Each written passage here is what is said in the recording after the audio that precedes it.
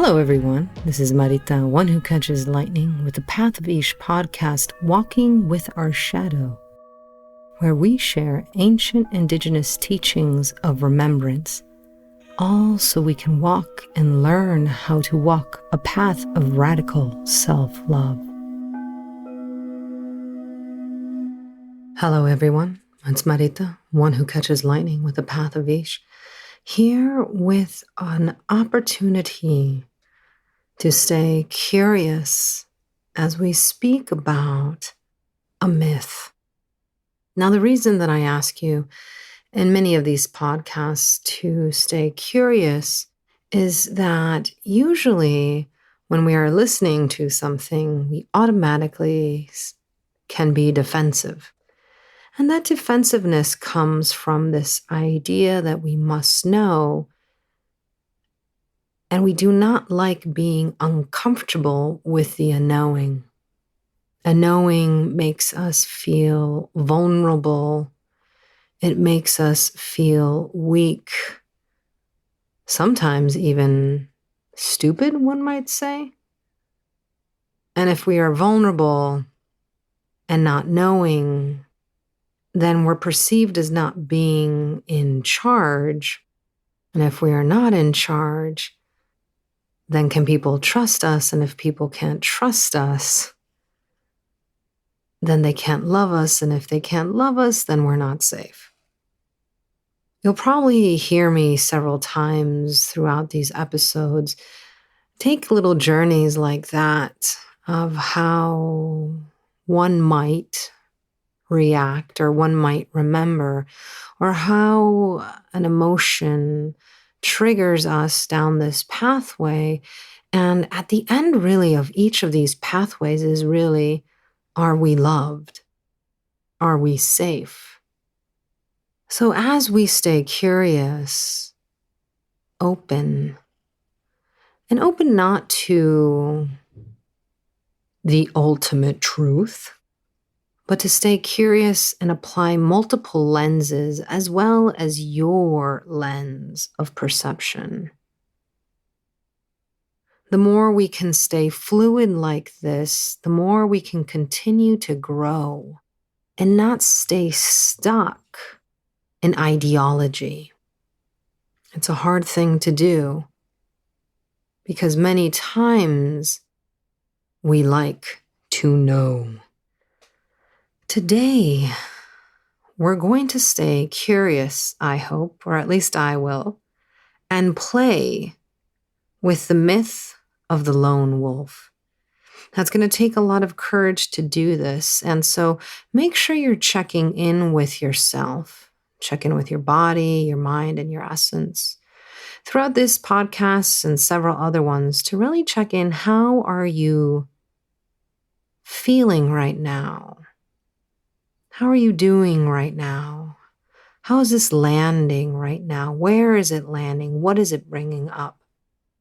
If you sit in circles with me as a student, and even in this circle, it is that courage, curiosity, and play that we ask to be part of these pláticas, to always stay in that place of the student. So we sit where students usually sit, in the medicine wheel, as I have been taught in the South. Not letting go of our knowledge, but recognizing that we can have a cup that overflows. So today, I'm not asking you to abandon your knowledge or your experiences, but can you make that cup a little bigger? And maybe you can empty it out if you so feel that old story is no longer working for you. There's this love affair with the myth of the lone wolf. And it's very, how should I say, American? One might not just say American, one might say colonial. or one might say imperialist. Again, there's no one box to put this in.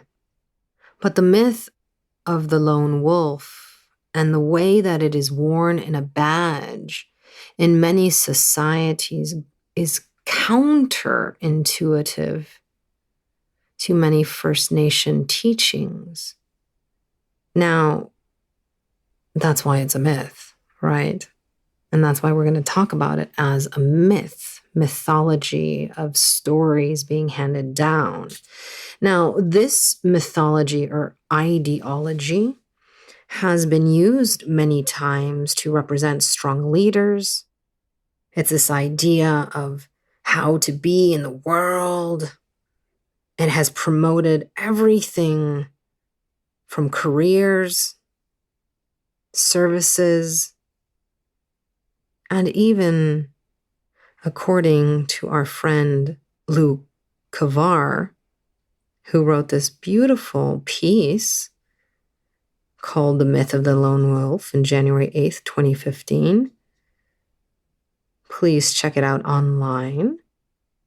He says that the image of the lone wolf is also used to market assault weapons and a long list of services and products. So I am personally coming to you with my story of the lone wolf, and not as a mythology, but something that I teach in the way that I have been taught to observe is observe from other kingdoms, not just the human kingdom, because there are other kingdoms that teach us how to be. And so if you really want to understand another kingdom, you must, if given the opportunity, not just assume actions of a certain kingdom. So the assumption here is that a lone wolf is strong and mighty and independent. Now, whether you want to approach this from biological studies of wolves, I would also like to tell you how I have learned on a personal level that this is not true. I was able a couple of years ago to be part of a wolf pack. That's right, real wolves and humans together. And it was one of a medicine man that I was able to walk with and learn, and who really embraced wolves as medicina. And we'd go on these epic walks.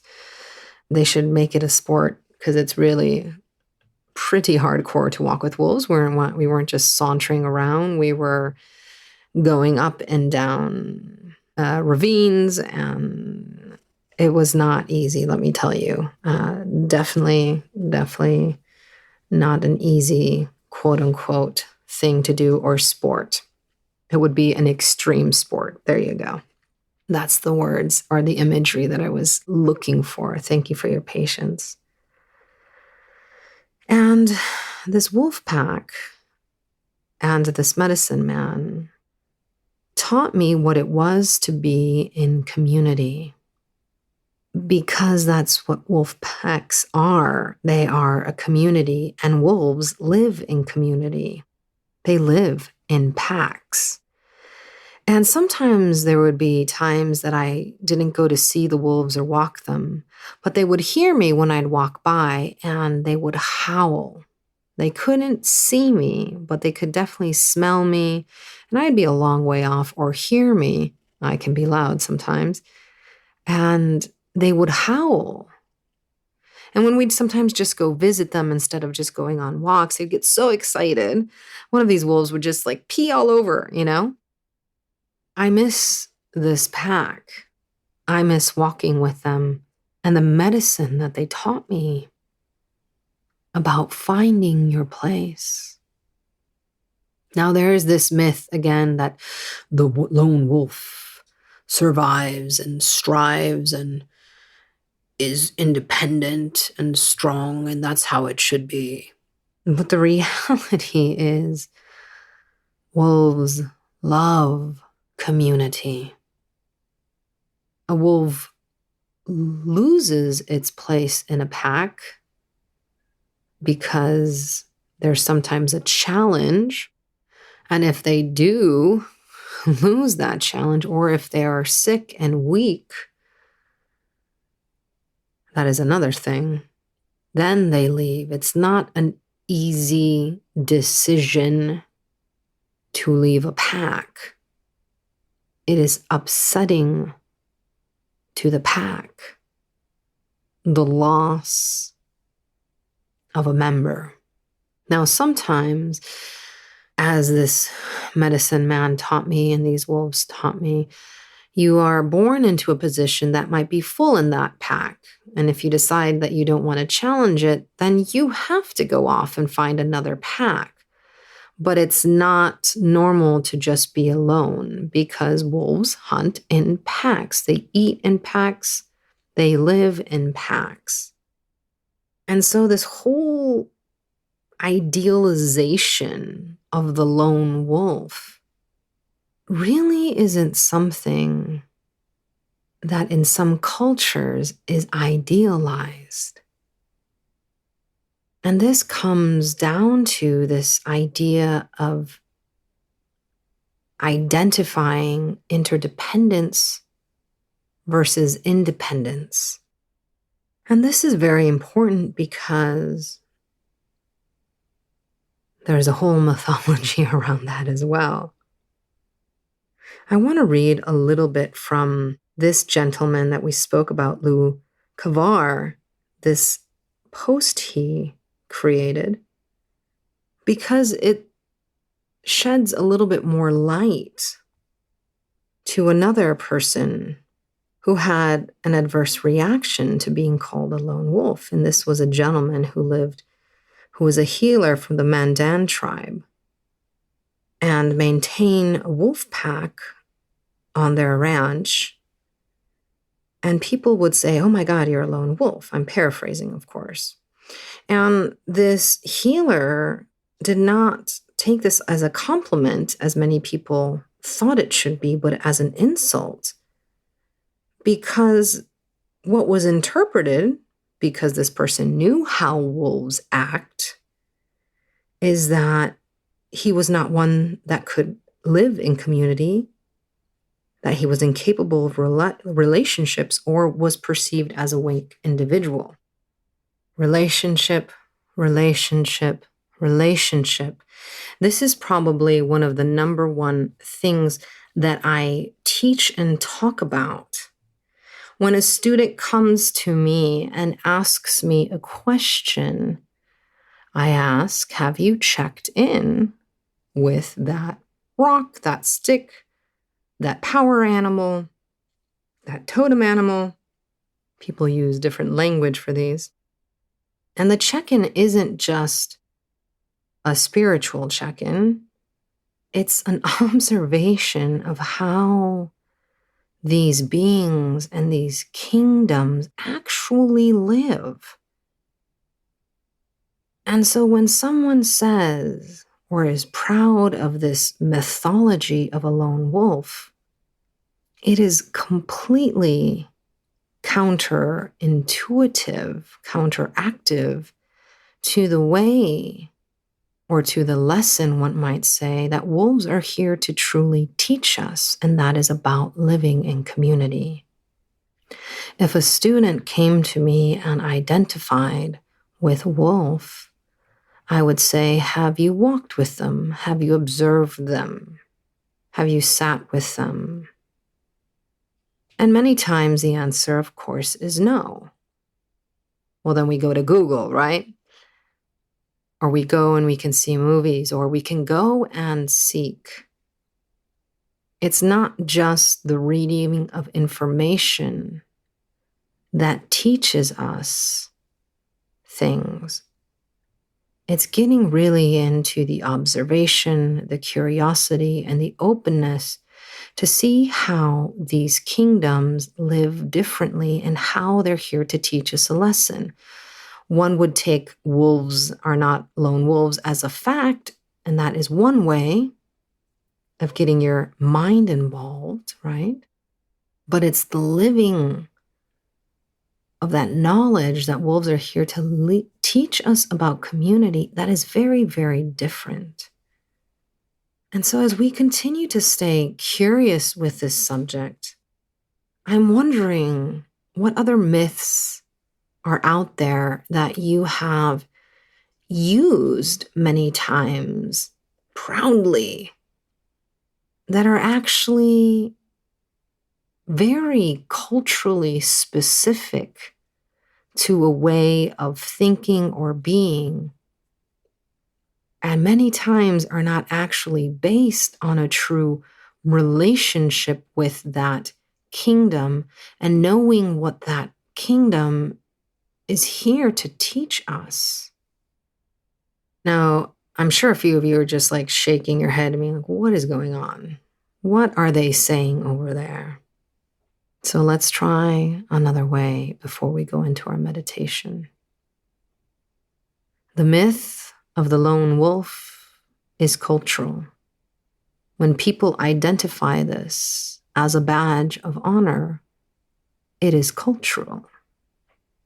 It is not actually based many times on a relationship or the knowingness of wolves and how they actually live. Therefore, it is a statement outside of the realities of how wolves live, since we're using the lone wolf example. Therefore, it is outside of and created specifically to market an idea or an identity that is countercultural to the real culture and teachings, and in this case, of wolves. Let's just do a little check-in. Take a breath. How's your mind doing with this? That's okay if it's confused. Take a breath. How's your body doing? Take a breath. How is your essence doing with all of this? Now again, you can believe what you might want to believe. You can always come back. You can always change that and change the story of how you are interacting now or reacting now. And I'm going to go back to the original and I'll ask of this podcast and of these many podcasts is, can we courageously stay curious and start learning in a different way by engaging with knowledge in a different way, by questioning these myths or these statements that we say of behavior or of traditions, and open up our world to possibilities beyond what our conditioning has allowed us.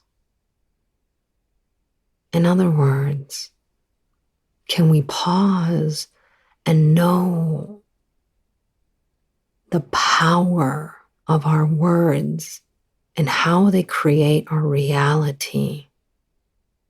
If you go around carrying this badge of honor of a lone wolf because you have been conditioned and you are feeling isolated and alone and misunderstood, you're asking a society that conditioned you to be outside, that praises this idea of independence and not interdependence, to accept you.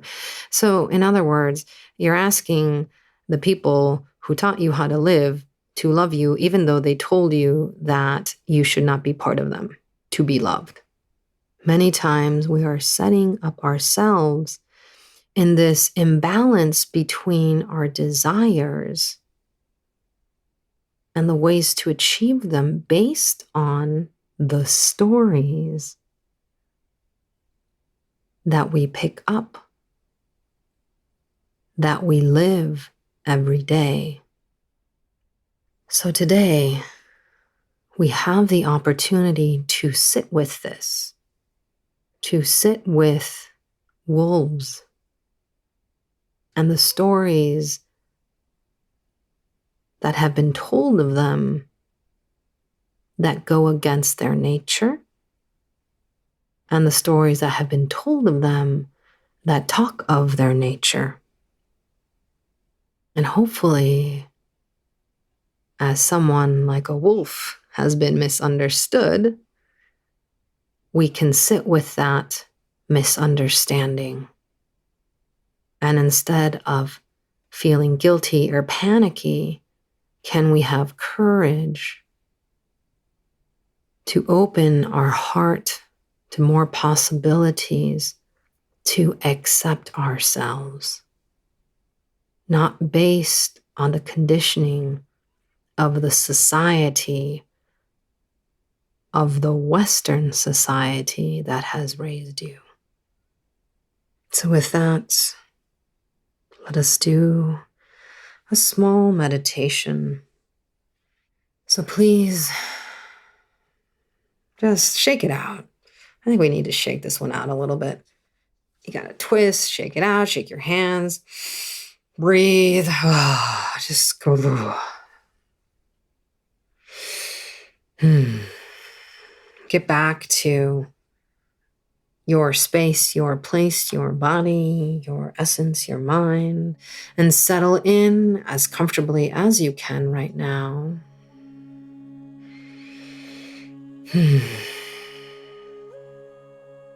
And sit with the unknowing, and sit with the uncomfortability of this myth, whether you think I debunked it or not, whether that was my intention or not, with the curiosity that we are holding right now about stories and their conditioning, about societies that tell us stories of who we should be that go actually against the nature of the character of the being in that story. So it is with gratitude, with great compassion that we come here right now, as we approach ourselves and everything that we've heard today. Take 3 breaths in and out through the nose. The first breath, bringing that mind into this time, this place. Even though it might be running around right now, that's okay. Just take a moment and just let it settle with you. It doesn't have to have anything figured out right now. Let's call the body in and out through the nose.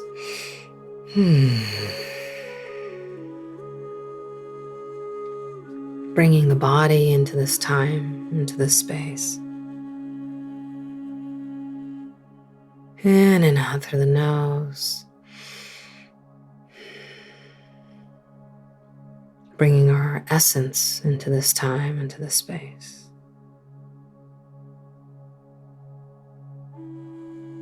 With these 3 parts showing up, however they show up, we humbly ask Mother Earth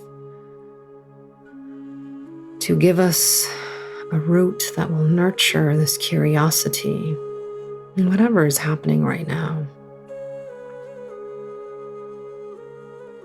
And there are some traditions that believe that the wolves are the animal of the East. And so we call upon the wolves and the East and the medicine wheel.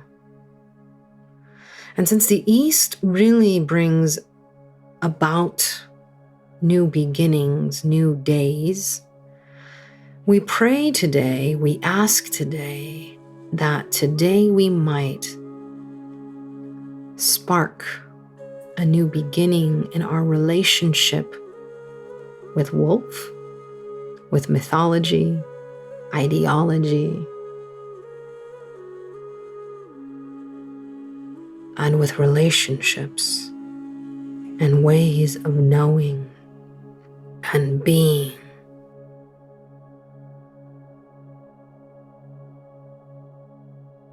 So even though today we're going to stay in the East, we're going to walk around the medicine wheel and come back to the East as we ask the South, the West, and the North, and the guardians in whatever tradition you have been taught, to open up this meditation and hold this space for us. And as we come out of the North, we come back down to the East and sit here in this place of new beginnings, of dawn, asking that a new dawn of relationships might be sparked today as we allow ourselves courage, curiosity, and play with subject matters that have defined us thus far. Keep breathing, keep believing. Check in with your body, how's it feeling? Check in with your mind, how's it feeling? Check in with your essence, how is it feeling? If they are uncomfortable, that is okay. Can you just observe being uncomfortable, not knowing how to change or to start, and not try to solve it? Solve the discomfort. Ease the discomfort. But just sit with something so new. The possibilities to you are unthinkable.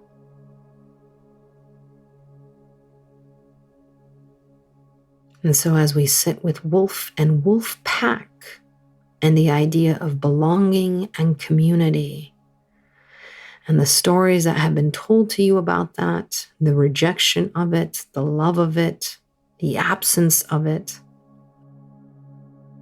We have all been parts of packs and have left and joined others. Today, can we sit with ourselves, wherever we are, with the feelings and the emotions coming up,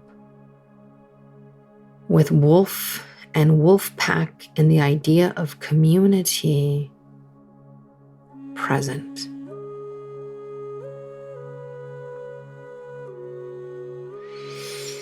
Keep breathing as we allow this newness to present itself, as we allow the unknowing to present itself, as we allow the distractions to present themselves, as we allow the curiosity, the anger, all of the feelings or emotions that might be rising up, or also the need to be right. So if you feel yourself challenging what is being presented, that's fine. If you're feeling that need to correct, can you learn from that? Can you make more space? And if that is your go-to reaction to something new or unknown, just observe that. This is an opportunity to get to know yourself a little bit more.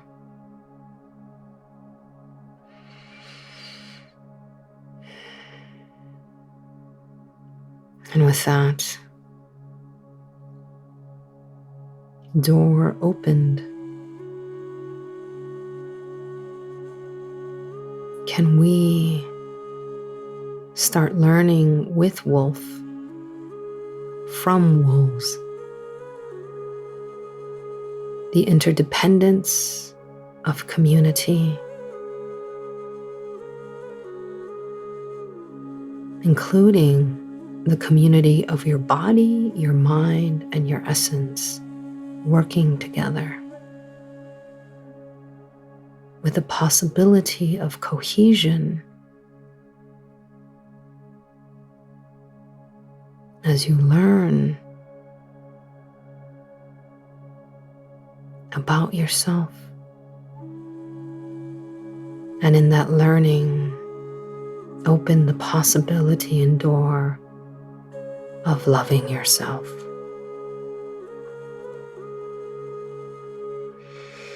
And with that, with gratitude and deep thanks, we will start coming out of this meditation as we thank Mother Earth for holding us. We thank Wolf for being here. And wolves, I must say, wolves and their pack nature. As we thank the East, the South, the West, and the North, and the guardians, and the elements for holding us and holding this space. As we come back to your space, you come back to your space, I'll come back to mine. Stay in your own lane and just give yourselves the opportunity to take 3 breaths again, in and out of the nose. The first one, thanking your essence for showing up in this time, in this space, in and out of the nose. Thanking your body for showing up in this time, in this space. In and out of the nose, thanking your mind for showing up in this time, in this space. Rub your hands together. Give yourself a nice biofeedback. Seal everything in the heart. Thank you, thank you, thank you, thank you, thank you, thank you, thank you, thank you. And thank you for listening, for following, for staying curious, for being courageous, as we continue to discuss possibilities, as we open up and move away from many colonized mindsets, as we learn in new ways of creating relationships with things instead of just Googling everything. Not that that's bad. I love the Google. But can we find the power of our words and the habits that they have created? And can we possibly start using new ones that open up a way of beingness beyond what you are capable now? Because these words will be based on a different reality that you can create. You cannot create something new with old energy. So with gratitude to all of my teachers, to the wolves who I miss terribly, of that wolf pack I belong to, and to the medicine man whose name I will keep anonymous for privacy reasons. Thank you for teaching me how to be in community want to be part of a wolf pack. Shade.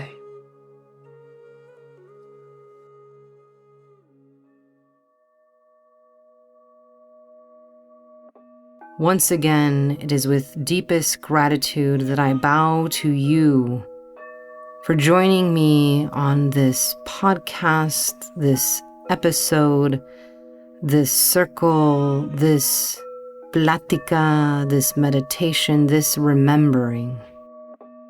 I hope that you have stayed curious. I hope to see you in the circle again next week.